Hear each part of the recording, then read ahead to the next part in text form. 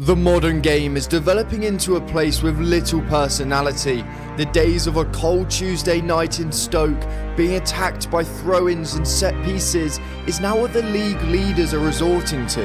It feels like everyone, even promoted teams, are playing good football. But the game is back. Sean Dyche is back in the Prem, long balls, big target men, and 4-4-2. So we're going to see how this all plays out. We are giving ourselves 3 seasons with Dyche in charge of Forest, but we are keeping it very realistic with the tactics and of course only signing players that fit the Dyche philosophy. Our goals are simple: consistently finish top half and get a piece of silverware. I think it's about time we bring Dyche-ball back to the Premier League. And this is what their current squad is looking like. They have a lot of talent and definitely shouldn't be sat in 17th, especially after the last season they just had. But this season, they're already on their 3rd manager, so big changes are needed, especially in the formation. And yes, I know it's not a 4-4-2, don't shoot me.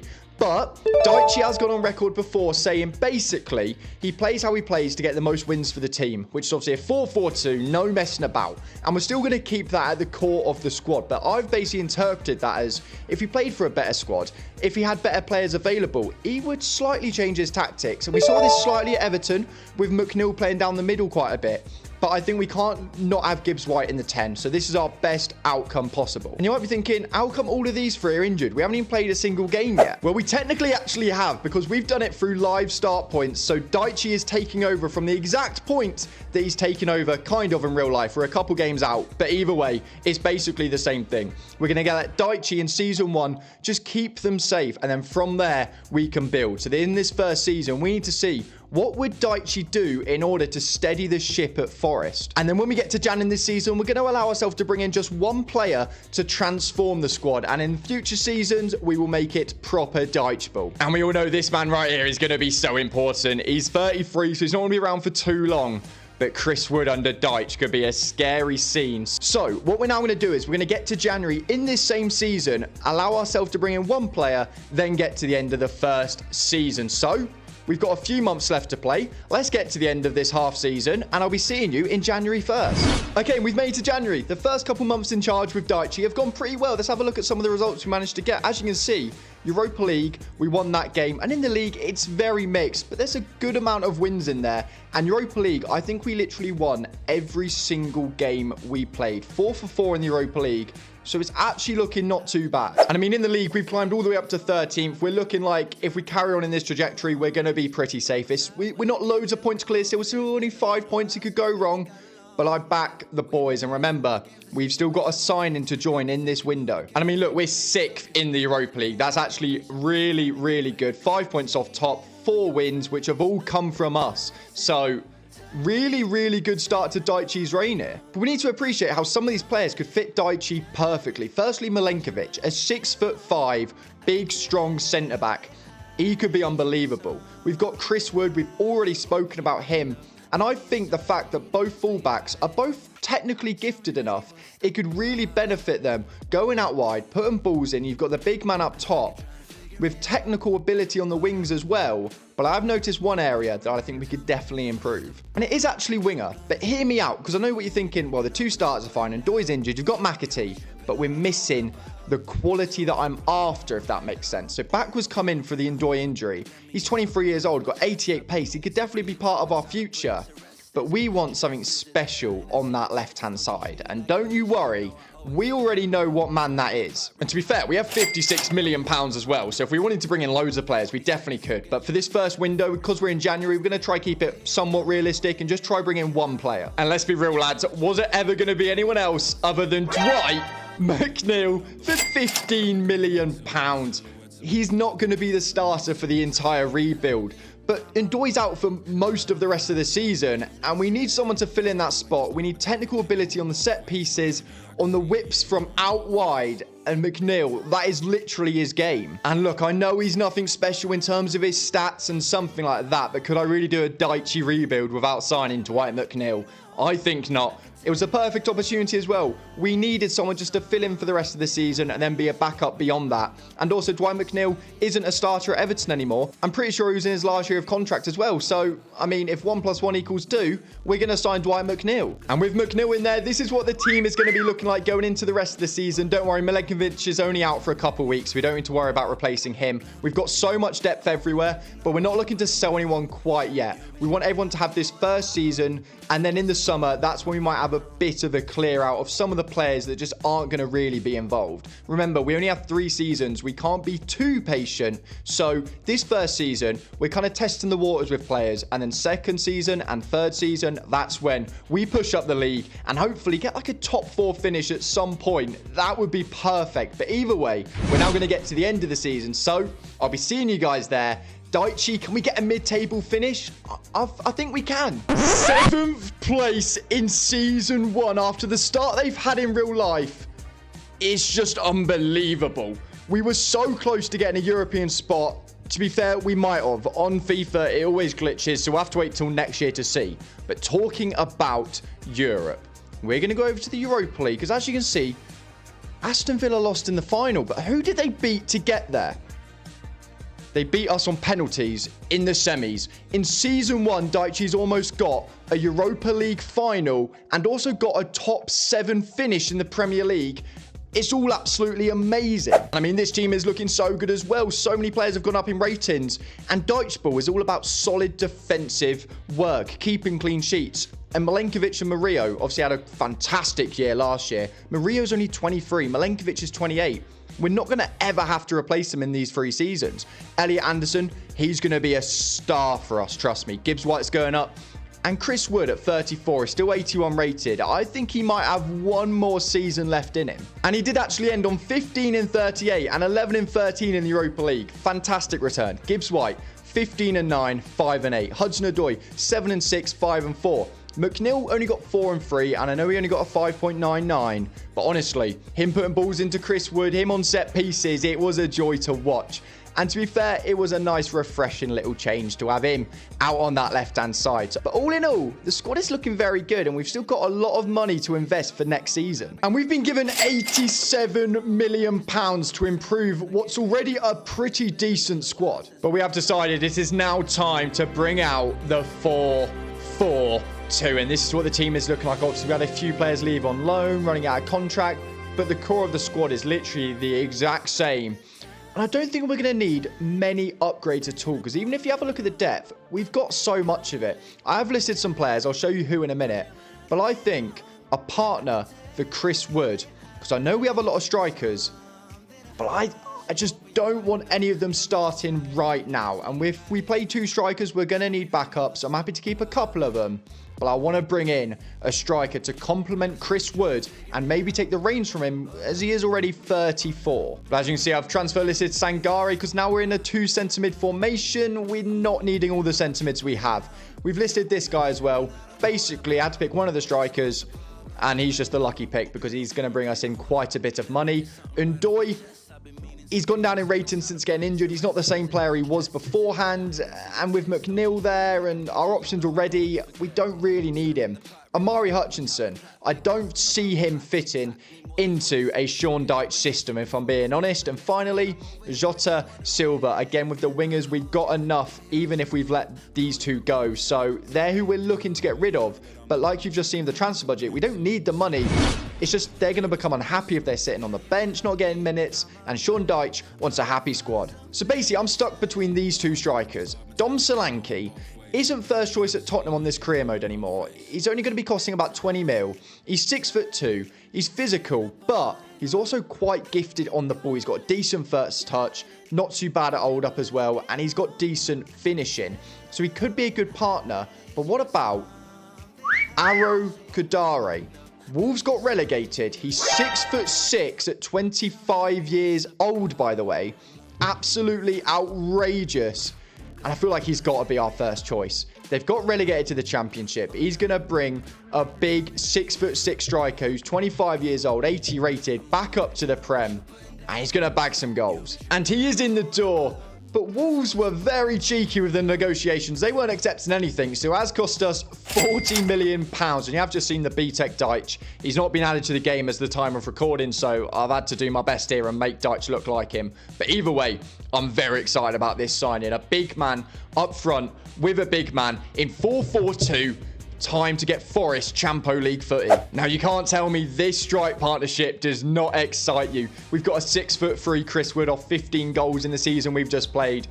And Arokodare, 6'6", with a bit of pace as well. Good strength. He's not about skills. We don't sign him for skills. We sign him for headers and goals. But looking at the rest of the team, fullback could maybe do with some backup, because beyond Aina, there's a 72 rated or Nico Williams. But then if we play him at left back, all we've got is Omar Richards.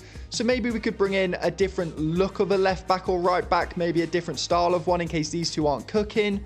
Midfield, we've got Anderson and Gibbs-White. So we're letting go of Sangare, but then we've still got Dominguez and Yates. On the left, we've got Hudson-Odoi and McNeil.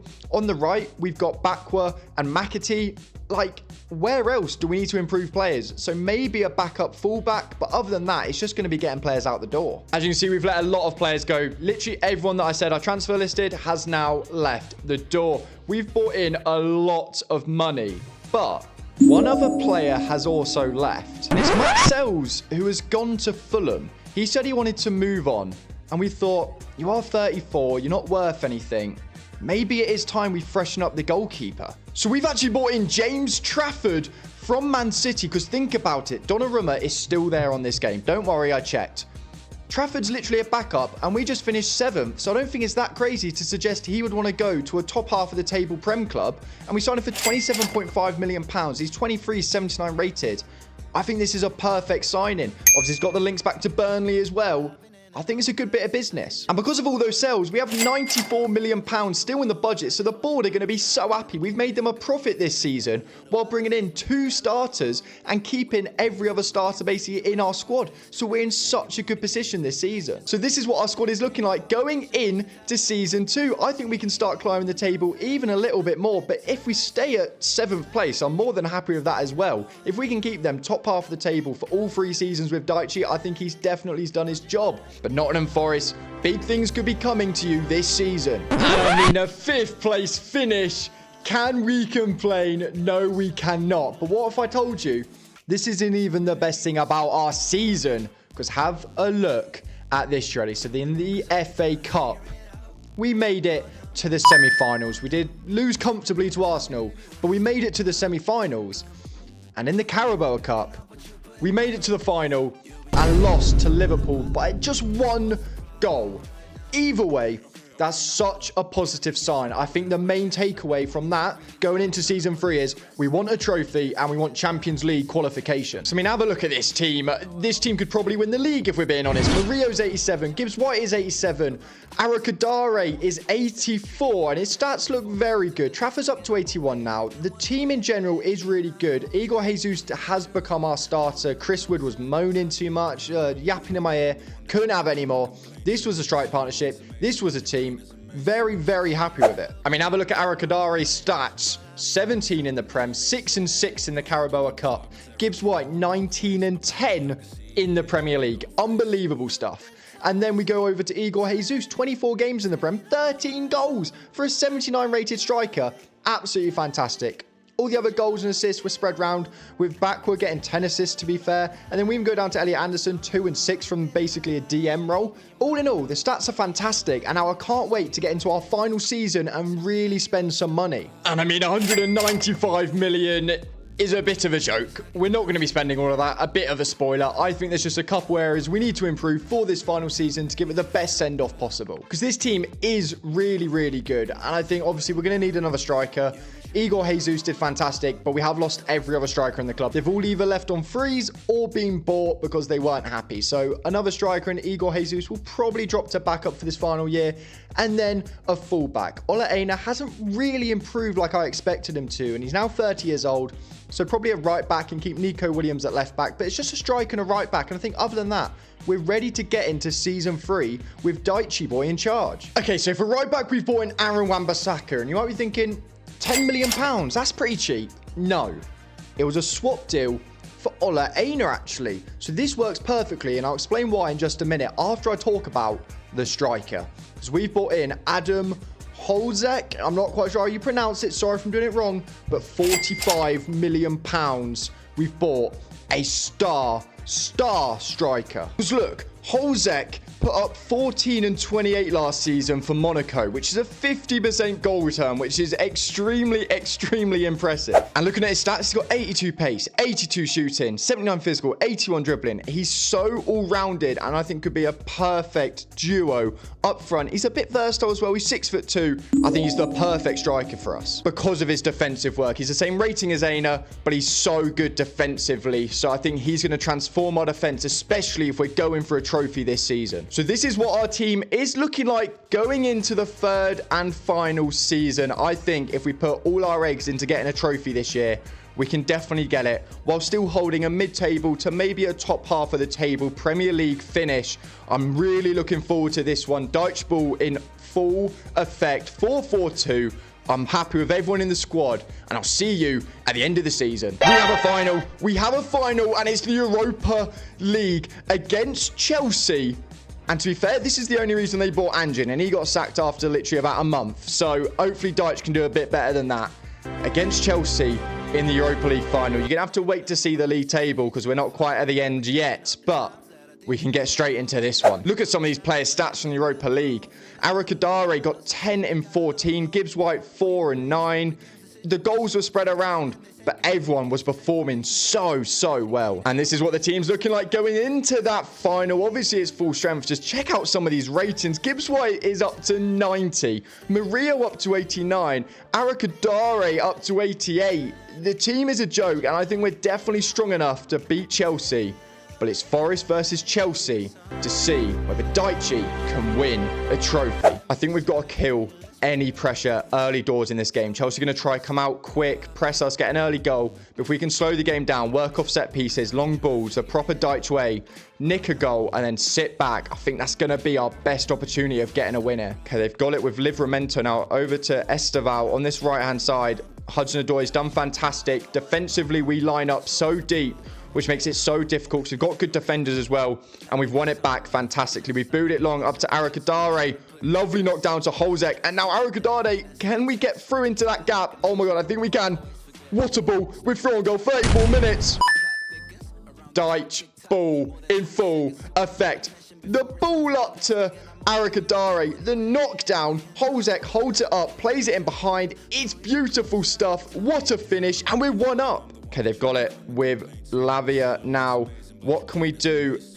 We've left a bit of space out wide, so Wan-Bissaka can come over and cover. What a challenge. Okay, but now from that throw-in, literally just need to see it out to halftime now. Wan-Bissaka is running the length of the pitch here to press. He wants this win, and he's still going. What a challenge. This is why we bought him, and that is the first half all done. A fantastic display from us. I'm feeling very confident going into the second half. I think we can definitely hold out a 1-0 lead. Okay, we've got it with Hudson-Odoi now. What can we do? We've played it inside to Morgan Gibbs-White. We've got the overlap. We've found him into backward now. We've chipped it across the Holzek. Great ball. It's unlucky, but it's positive. Okay, we've got it with Gibbs-White once again. He has lost out to Lavia, though. So what can they do now? It's now Gittins against our best defender, Aaron Wan-Bissaka. Okay, he's back up though, and he's chasing him down again. He's chasing down Gittins again, and he's taking him out again. We're lucky this is FIFA, because if that's real life, I think that might actually be, I think it was Martinelli where he got 2 yellows. But hopefully they're a bit more forgiving for Wan-Bissaka. Okay, it's only a yellow, but I love it. And that is game done. We have won the Europa League with Sean Dyche and Nottingham Forest, all because of Aaron Wan-Bissaka. What a performance. A 1-0 win, a clean sheet. Our goal came from our big target man striker, 6'6", knocking it down. The other striker, who's 6'2", holding it up, playing in behind. 1-on-1, we finish it. And other than that, it was just neutralising every single attack they had. We've won the Europa League, but I think the best thing about it is we've won it in a 4-4-2 with a 6'6", a 6'2" striker, and a lot of the players that are there in real life right now have stayed and absolutely shone. Like Gibbs White is now 90 rated, Murillo's 89. We've bought in James Trafford. I think that's a sensible signing, and we get rewarded with the beautiful Europa League trophy. And obviously it's Gibbs White as captain. He's 90 rated. I felt like I couldn't give it to anyone else, but he gets his hands on the trophy as Forest are crowned Europa League champions. It's now time to get to the end of the season. A 6th place finish while winning the Europa League. What a season. I just don't get how we've managed to do this. We finished above Spurs and United, which isn't actually that impressive, to be fair.